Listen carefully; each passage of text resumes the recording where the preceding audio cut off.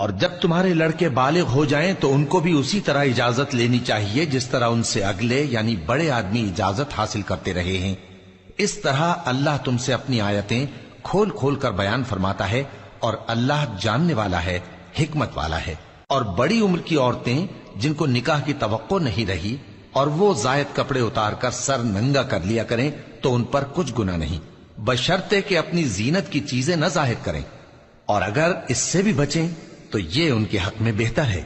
اور اللہ سنتا ہے، جانتا ہے۔ نہ تو اندھے پر کچھ گناہ ہے اور نہ لنگڑے پر اور نہ بیمار پر اور نہ خود تم پر کہ اپنے گھروں سے کھانا کھاؤ، یا اپنے باپ دادا کے گھروں سے، یا اپنی ماؤں کے گھروں سے، یا بھائیوں کے گھروں سے،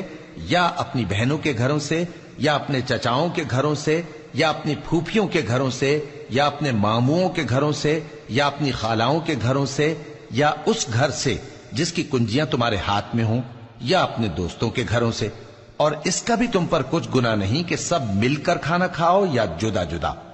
پھر جب گھروں میں جایا کرو تو اپنے گھر والوں کو سلام کیا کرو، یہ اللہ کی طرف سے مبارک اور پاکیزہ تحفہ ہے۔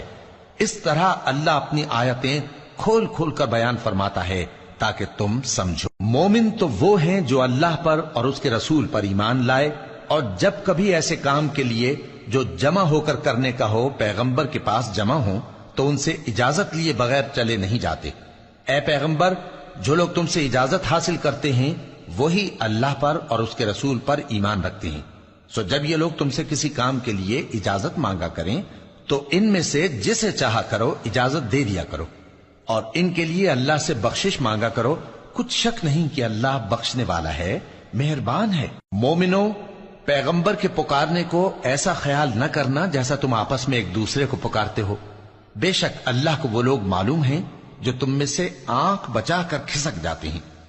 تو جو لوگ ان کے حکم کی مخالفت کرتے ہیں ان کو ڈرنا چاہیے کہ ایسا نہ ہو کہ ان پر کوئی آفت پڑ جائے یا تکلیف دینے والا عذاب نازل ہو۔ دیکھو، جو کچھ آسمانوں اور زمین میں ہے سب اللہ ہی کا ہے، جس طریق پر تم ہو وہ اسے جانتا ہے، اور جس روز لوگ اس کی طرف لوٹائے جائیں گے تو جو عمل وہ کرتے رہے وہ ان کو بتا دے گا، اور اللہ ہر چیز سے واقف ہے۔